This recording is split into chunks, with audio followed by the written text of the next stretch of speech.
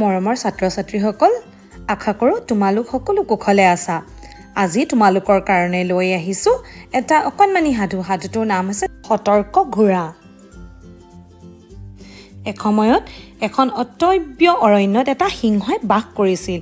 সি বুঢ়া হৈ পৰিছিল আৰু চিকাৰ কৰাত অসমৰ্থ আছিল। দিন যোৱাৰ লগে লগে সি অধিক ভোকাতুৰ আৰু দুৰ্বল হৈ পৰিছিল। সি পেট ভৰাই খাব পৰাকৈ খাদ্য যোগাৰ কৰাৰ উপায় চিন্তা কৰিবলৈ ধৰিলে। বহুত ভবাৰ পাছত তাৰ মনত এটা বুদ্ধি খেলালে। বুদ্ধিটো আকৌ কি আছিল জানা? সি সেইদিনাৰ পৰাই খোজ কঢ়াত থৰক বৰক যেন আচৰণ কৰিবলৈ ধৰিলে। কোনো জন্তুৰে একো ক্ষতি নকৰাকৈ সি ৰাস্তাই ৰাস্তাই ঘূৰি ফুৰিবলৈ ধৰিলে আৰু তাকে দেখি সকলো আচৰিত হ'ল। সি বৰ সাৱধানে জন্তুৰ পাল দেখিলে বাট এৰি দিয়া হ'ল। এদিনাখন সি এটা জন্তু অকলশৰে ঘূৰি ফুৰা দেখি তাৰ লগত কথা পাতিবলৈ চেষ্টা কৰিলে। লাহে লাহে জন্তুটোৰ মনত ভয় একেবাৰেই নোহোৱা হ'ল।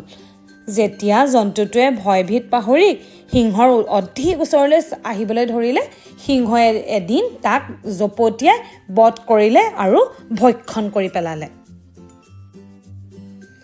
আন এদিনাখন আকৌ সিংহটোৱে উপযুক্ত চিকাৰ বিচাৰি ওলাই গৈছিল।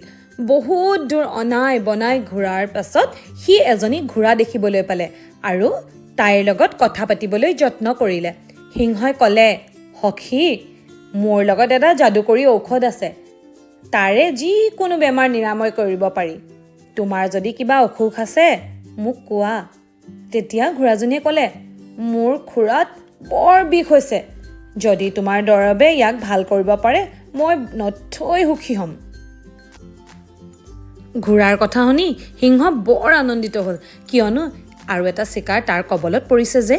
সি ঘোঁৰাজনীৰ ওপৰত জঁপিয়াই পৰিবলৈ সুযোগৰ অপেক্ষাত থাকিল। তোমাৰ খুৰাবোৰ মোক দেখুওৱাচোন, সিংহই ক'লে।